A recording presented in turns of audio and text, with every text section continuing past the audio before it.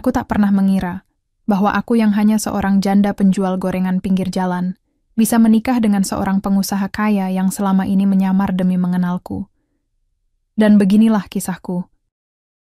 Matahari mulai tenggelam di balik gedung-gedung tinggi kota, meninggalkan jejak cahaya jingga yang lembut di langit. Di pinggir jalan raya yang ramai, seorang wanita muda duduk di samping gerobak kecilnya, menggoreng pisang dan tahu dengan cekatan. Asap tipis mengepul dari wajan berisi minyak panas, membawa aroma harum yang menggugah selera. Wanita itu adalah Dewi, seorang janda muda berusia 27 tahun yang telah menjalani hidup penuh perjuangan sejak suaminya meninggal 5 tahun lalu. Dewi bukanlah wanita yang suka mengeluh. Ia memilih bangkit meski hidup tak pernah mudah baginya. Setelah kepergian suaminya, ia harus menghadapi cemoohan keluarga mantan suaminya. Mereka menganggap Dewi sebagai penyebab kemiskinan keluarga karena tidak bisa memberikan kehidupan yang layak bagi suaminya semasa hidup. Kata-kata menyakitkan seperti janda miskin sering terlontar dari bibir mereka, membuat Dewi semakin tertutup dan fokus bekerja keras demi bertahan hidup. Setiap hari, Dewi bangun sebelum fajar untuk menyiapkan bahan-bahan gorengannya. Ia membeli bahan segar dari pasar tradisional, mencuci, dan mengirisnya dengan teliti, agar hasil masakannya selalu memuaskan pelanggan.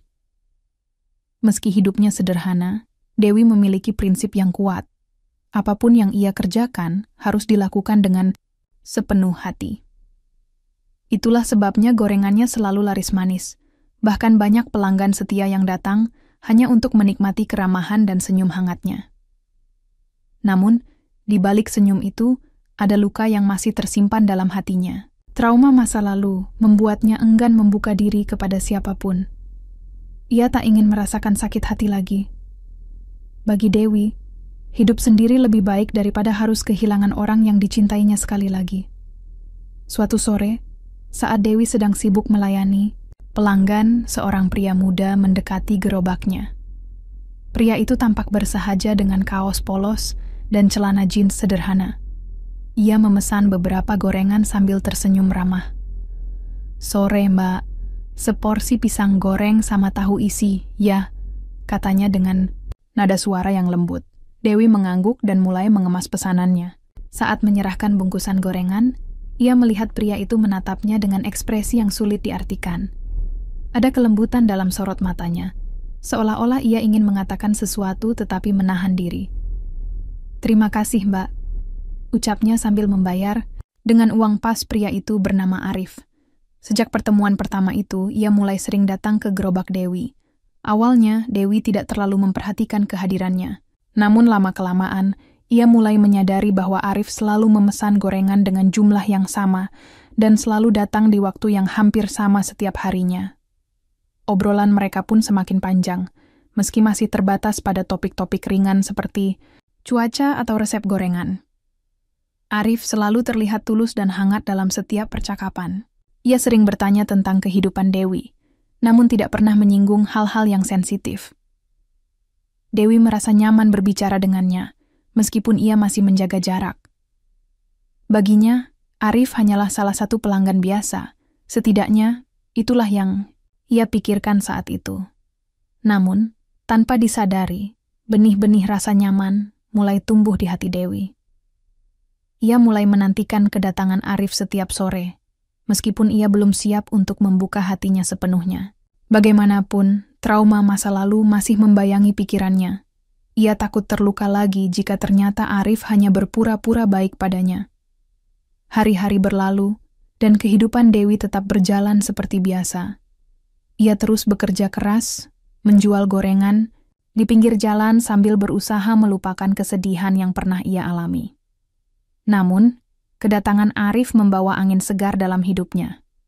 Meski belum menyadarinya sepenuhnya, Dewi mulai merasa bahwa mungkin saja ada harapan baru di balik semua perjuangannya. Selama ini, hari-hari berlalu, dan kedatangan Arif ke gerobak gorengan Dewi semakin terasa seperti rutinitas yang menyenangkan. Pria itu selalu datang menjelang sore, memesan pisang goreng atau tahu isi dengan senyum hangat yang tak pernah pudar. Obrolan, mereka pun mulai berkembang dari sekadar basa-basi menjadi percakapan yang lebih mendalam. Arif sering menanyakan tentang kehidupan Dewi, Bagaimana ia memulai usaha gorengannya, bagaimana ia menghadapi tantangan sehari-hari, bahkan tentang impian-impian kecil yang ingin ia wujudkan. Awalnya, Dewi merasa ragu untuk membuka diri. Ia masih membawa beban luka dari masa lalunya, trauma yang membuatnya sulit mempercayai orang lain. Namun, ada sesuatu dalam sikap Arif yang membuatnya merasa nyaman. Pria itu tidak pernah memaksanya untuk berbicara tentang hal-hal yang membuatnya tidak nyaman. Sebaliknya, ia selalu mendengarkan dengan penuh perhatian, memberikan saran bijak tanpa terkesan menggurui. Suatu hari, saat Dewi sedang membersihkan gerobaknya setelah seharian berjualan, Arif datang lebih awal dari biasanya. "Mbak, boleh saya bantu?" tanyanya sambil tersenyum. Dewi sempat ragu sejenak, tetapi akhirnya mengangguk. Mereka berdua bekerja bersama, membersihkan gerobak dan merapikan bahan-bahan yang tersisa. Saat itulah Arif mulai berbicara tentang dirinya sendiri. "Aku juga pernah melalui masa-masa sulit," katanya pelan. "Dulu, aku hampir menyerah karena merasa tidak ada yang peduli. Tapi ternyata, ada orang-orang yang mau membantu meski hanya dengan hal-hal kecil." Dewi mendengarkannya dengan seksama, merasakan ketulusan dalam setiap kata yang diucapkannya. Untuk pertama kalinya, ia merasa bahwa mungkin saja ada orang yang benar-benar peduli padanya tanpa syarat. Namun, di balik rasa nyaman itu, ada keraguan yang mulai mengendap di hati Dewi. Ia mulai curiga. Arif terlihat terlalu baik untuk menjadi karyawan biasa seperti yang ia klaim. Setiap kali Dewi bertanya tentang pekerjaannya, Arif selalu menghindar dengan alasan ringan. "Aku hanya karyawan biasa di sebuah perusahaan," katanya suatu hari. Tidak ada yang istimewa. Keraguan Dewi semakin bertambah ketika salah satu pelanggan, tetapnya Bu Siti, mencoba meyakinkannya bahwa Arif pasti punya maksud tersembunyi. "Janda miskin sepertimu, mana mungkin dia benar-benar tertarik padamu," katanya dengan nada sinis. "Dia pasti hanya kasihan sama kamu, Dewi." Komentar itu membuat Dewi terpukul. Meskipun ia tahu bahwa Bu Siti sering iri melihat kedekatannya dengan Arif, kata-kata itu tetap meninggalkan bekas di hatinya. Ia mulai mempertanyakan hubungannya dengan Arif. Apakah pria itu benar-benar tulus mencintainya? Ataukah ia hanya berpura-pura baik karena kasihan? Puncak keraguannya terjadi pada suatu sore ketika Arif tidak datang ke gerobaknya. Biasanya, ia selalu hadir tepat waktu, tetapi hari itu ia tidak muncul sama sekali. Dewi merasa cemas, meskipun ia berusaha keras untuk tidak menunjukkannya. Apakah Arif sudah bosan dengannya? Atau apakah ia telah menemukan wanita lain yang lebih baik? Namun, keesokan harinya, Arif muncul dengan wajah penuh penyesalan. "Maafkan aku, Mbak," katanya dengan nada khawatir. "Kemarin aku harus menyelesaikan urusan mendadak di kantor. Aku tidak bisa memberitahumu karena handphoneku mati." Dewi hanya mengangguk, meskipun hatinya masih dipenuhi keraguan. Beberapa hari kemudian, Arif mengambil langkah besar. Ia mengajak Dewi untuk makan malam di sebuah warung sederhana di dekat pasar. Awalnya, Dewi ragu untuk menerima ajakan itu, tetapi akhirnya ia memutuskan untuk memberi kesempatan pada dirinya sendiri. Mereka duduk berhadapan di meja kayu kecil, menikmati hidangan sederhana sambil berbincang ringan. Di tengah percakapan, Arif tiba-tiba menggenggam tangan Dewi dengan lembut. "Mbak Dewi," katanya dengan suara penuh keyakinan. "Aku tahu mungkin ini terlalu cepat, tapi aku ingin kau tahu bahwa aku sangat mencintaimu. Bukan karena kasihan, tapi karena aku melihat betapa kuat dan hebatnya dirimu. Aku ingin menjalin hubungan yang serius denganmu, jika kau bersedia." Dewi terdiam. Hatinya dipenuhi oleh campuran emosi, bahagia, takut, dan bingung. Ia ingin mempercayai Arif, tetapi trauma masa lalunya masih menghantui pikirannya. Namun, setelah beberapa saat berpikir, ia memutuskan untuk memberi kesempatan pada dirinya sendiri.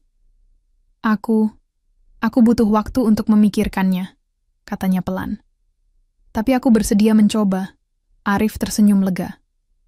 "Terima kasih, Mbak Dewi. Aku akan selalu sabar menunggu jawabanmu."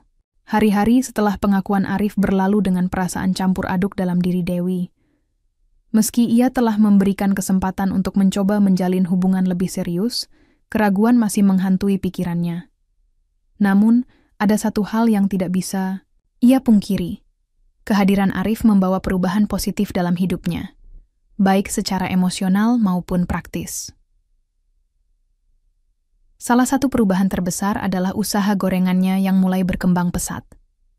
Arif sering memberikan saran-saran kecil yang tampaknya sederhana tetapi memiliki dampak besar. Misalnya, ia menyarankan Dewi untuk memperluas menu gorengannya dengan menambahkan beberapa variasi baru seperti bakwan jagung atau risol sayuran.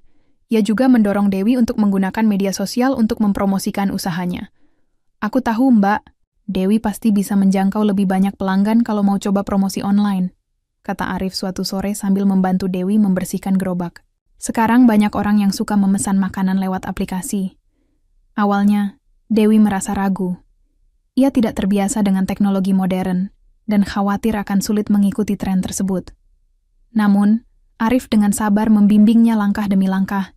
Ia bahkan membantu Dewi membuat akun media sosial khusus untuk usahanya, lengkap dengan foto-foto menarik dari gorengannya yang lezat. Hasilnya luar biasa. Dalam waktu singkat, pesanan mulai berdatangan dari pelanggan baru yang sebelumnya tidak pernah datang ke gerobaknya. Tidak hanya itu, Arif juga diam-diam membantu Dewi memperbaiki gerobaknya yang sudah mulai reyot.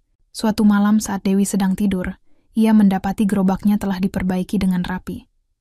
Roda yang sering macet kini berfungsi dengan lancar, dan bagian atapnya diperkuat agar tidak bocor saat hujan. Ketika Dewi bertanya tentang hal itu keesokan harinya, Arif hanya tersenyum dan berkata, "Aku cuma ingin membantu, Mbak. Lagi pula aku punya teman yang jago soal ini." Meskipun Dewi merasa bersyukur atas semua bantuan Arif, ia mulai curiga lagi. Pria itu terlalu baik, terlalu sempurna, dan terlalu misterius. Setiap kali Dewi bertanya tentang pekerjaannya, Arif selalu menghindar dengan alasan ringan. "Aku cuma karyawan biasa, Mbak," katanya suatu hari. Tidak ada yang istimewa. Namun Dewi mulai menyadari bahwa ada sesuatu yang tidak sesuai dengan penampilan Arif. Pakaian yang ia kenakan meskipun sederhana, tampak sangat rapi dan mahal. Jam tangannya juga terlihat seperti merek ternama. Bahkan, cara dia berbicara kadang-kadang terdengar lebih formal daripada karyawan biasa. Semua itu membuat Dewi semakin penasaran, tetapi ia memilih untuk tidak menanyakannya langsung karena takut melukai perasaan Arif. Di sisi lain, hubungan mereka semakin dekat. Arif sering mengajak Dewi keluar untuk makan malam sederhana atau sekadar berjalan-jalan di taman. Mereka berbagi cerita tentang masa kecil mereka, impian-impian yang ingin mereka wujudkan, dan harapan-harapan kecil untuk masa depan. Dewi mulai merasa nyaman dengan kehadiran Arif, meskipun trauma masa lalunya masih sesekali muncul dalam bentuk mimpi buruk atau ketakutan irasional. Namun, ada satu momen yang benar-benar mengubah pandangan Dewi tentang Arif. Suatu hari, saat Dewi sedang sibuk melayani pelanggan, seorang pria muda dengan jas rapi dan kacamata hitam mendekati gerobaknya. "Permisi, Mbak Dewi?" tanyanya sopan. "Saya dari perusahaan tempat Pak Arif bekerja. Ada dokumen penting yang harus disampaikan padanya." Dewi terkejut. "Pak Arif, dia ada di mana?" Pria itu tersenyum tipis. "Seharusnya beliau ada di kantor, tapi saya mendapat informasi bahwa beliau sering ke sini. Apakah Mbak Dewi tahu di mana saya bisa menemukannya?" Dewi hanya bisa menggeleng. Setelah pria itu pergi, ia merasa ada sesuatu yang tidak beres. Kenapa orang dari perusahaan Arif mencarinya di sini?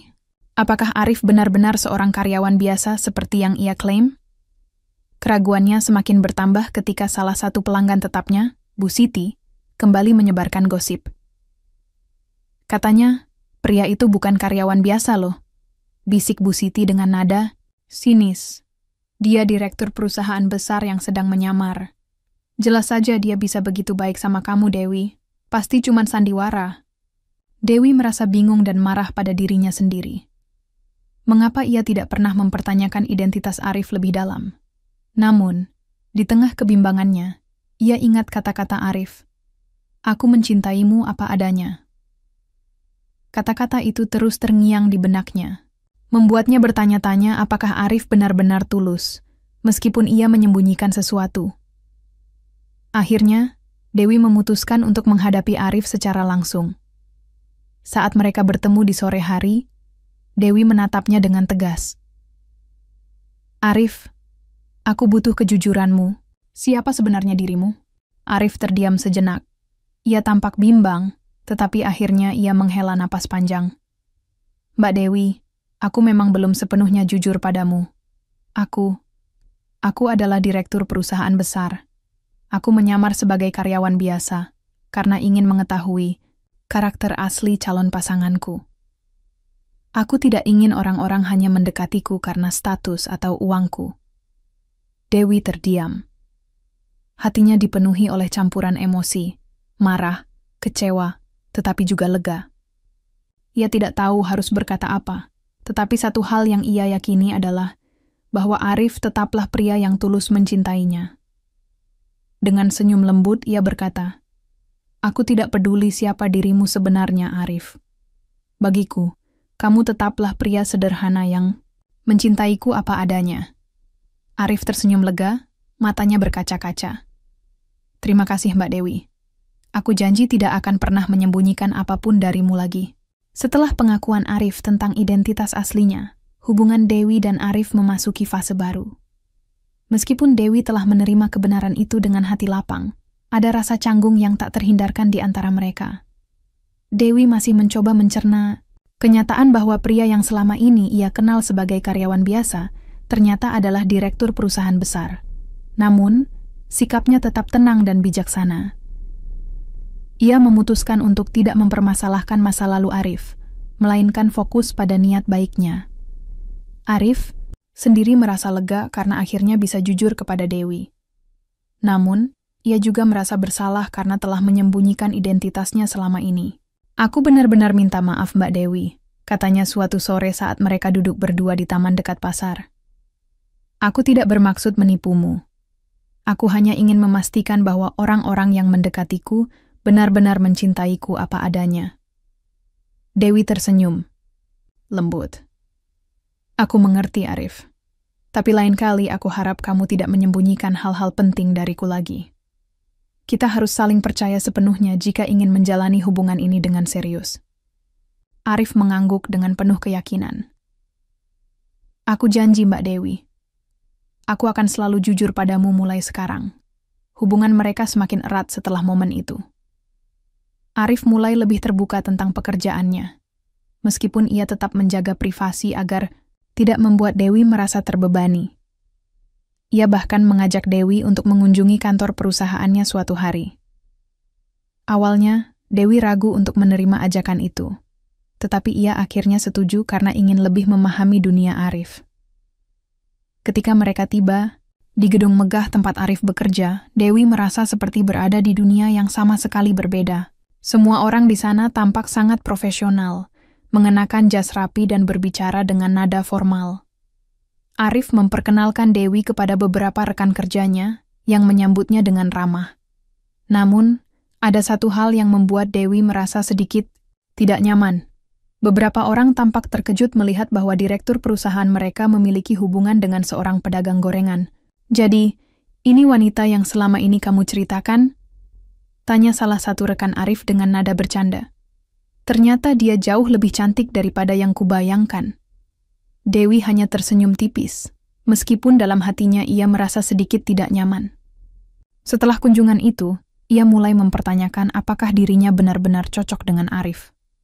Bagaimana mungkin seorang direktur perusahaan besar bisa hidup bahagia dengan seorang janda miskin yang dulunya hanya pedagang gorengan? Namun Arif segera menyadari ketidaknyamanan Dewi. Suatu malam, saat mereka sedang duduk di teras rumah kontrakannya, Arif menggenggam tangan Dewi dengan lembut. "Mbak Dewi, aku tahu mungkin ada banyak hal yang membuatmu ragu. Tapi aku ingin kamu tahu bahwa aku mencintaimu bukan karena status sosial atau materi. Aku mencintaimu karena siapa dirimu, wanita yang kuat, pekerja keras, dan penuh kasih sayang." Dewi menatap Arif dengan mata berkaca-kaca. Aku hanya takut kalau kita terlalu berbeda, Arif. Aku takut tidak bisa memberikan kebahagiaan yang kamu butuhkan." Arif tersenyum hangat. "Kebahagiaan tidak diukur dari seberapa besar rumah kita atau seberapa mahal mobil yang kita kendarai. Bagiku, kebahagiaan adalah bisa bersama orang yang aku cintai, tanpa syarat. Kata-kata itu melelehkan semua keraguan Dewi. Ia mulai menyadari bahwa cinta sejati tidak memandang status sosial atau materi. Yang terpenting adalah kejujuran, ketulusan, dan rasa saling menghargai. Beberapa bulan kemudian, Arif mengajukan pertanyaan penting dalam hidup Dewi. Suatu malam, saat mereka sedang berjalan-jalan di tepi pantai, Arif tiba-tiba berlutut di hadapan Dewi dengan sebuah kotak kecil di tangannya. "Mbak Dewi," katanya dengan suara penuh emosi, "maukah kamu menjadi istriku?" Dewi terdiam sesaat, matanya berkaca-kaca. Ia tidak pernah membayangkan bahwa suatu hari ia akan mendapatkan kesempatan kedua untuk membangun keluarga. Dengan senyum lembut, ia mengangguk. "Ya, Arif, aku mau." Mereka berpelukan erat, ditemani oleh suara ombak yang bergulung-gulung di kejauhan. Saat itulah Dewi menyadari bahwa hidupnya telah berubah selamanya. Meskipun ia datang dari latar belakang yang sederhana, ia telah menemukan cinta sejati yang tulus dan tanpa syarat. Namun, ujian kejujuran belum sepenuhnya berakhir. Saat persiapan pernikahan dimulai, keluarga mantan suami Dewi kembali mencemoohnya. "Kamu pikir dia benar-benar mencintaimu? Dia cuma kasihan sama kamu," kata salah satu anggota keluarga itu dengan nada sinis. Dewi tidak lagi terpengaruh oleh komentar-komentar negatif tersebut. Ia tahu bahwa Arif mencintainya dengan sepenuh hati, dan itu sudah cukup baginya.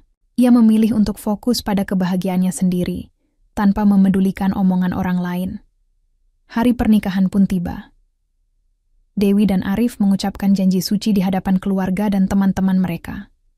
Saat acara resepsi dimulai, barulah semua tamu undangan mengetahui identitas asli Arif sebagai direktur perusahaan besar.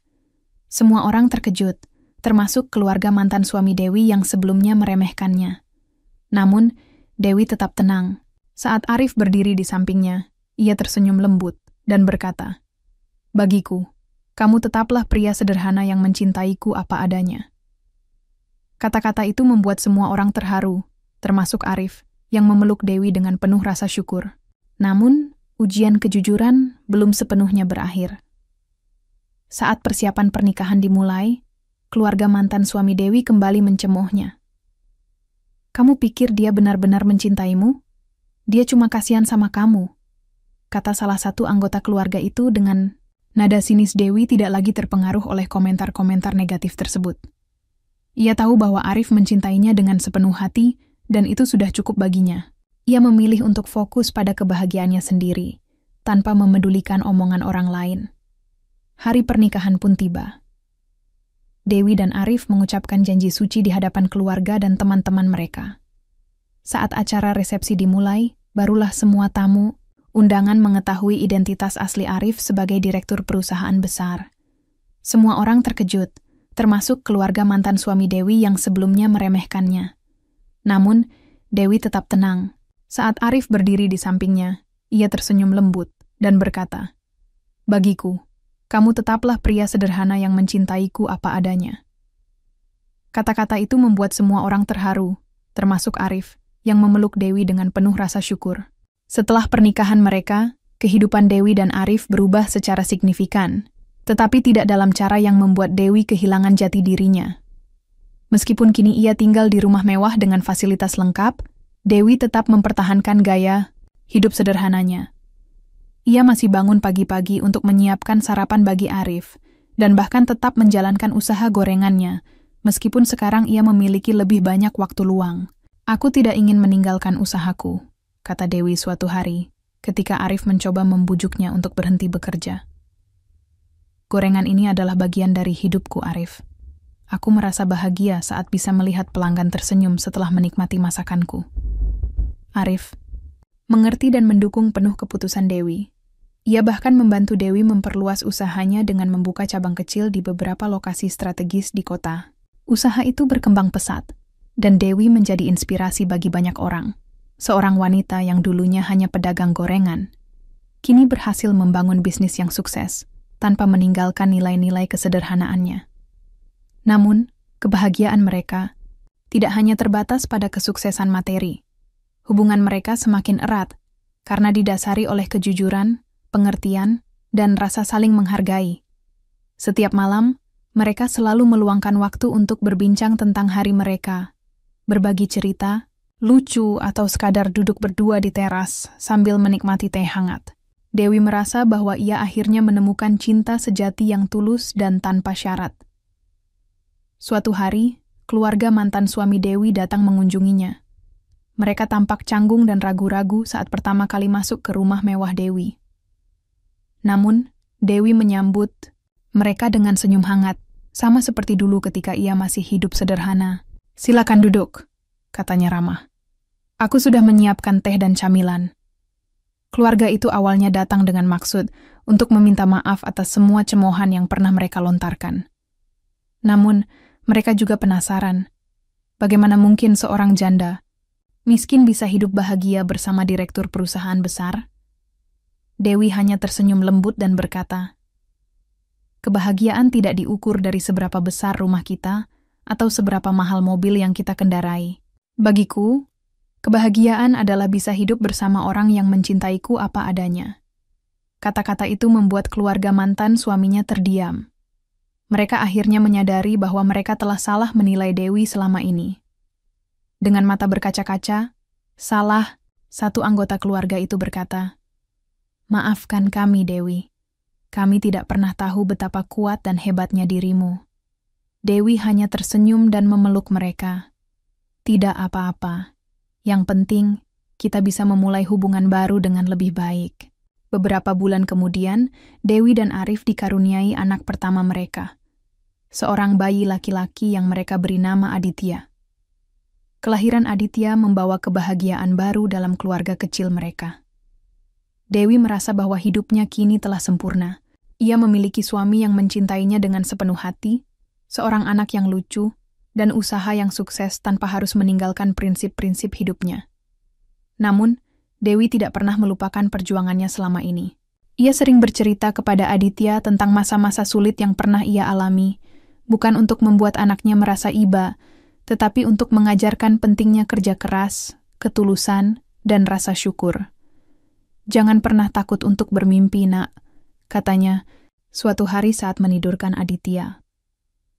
"Selama kamu bekerja keras dan tetap rendah hati, Tuhan pasti akan membuka jalan untukmu."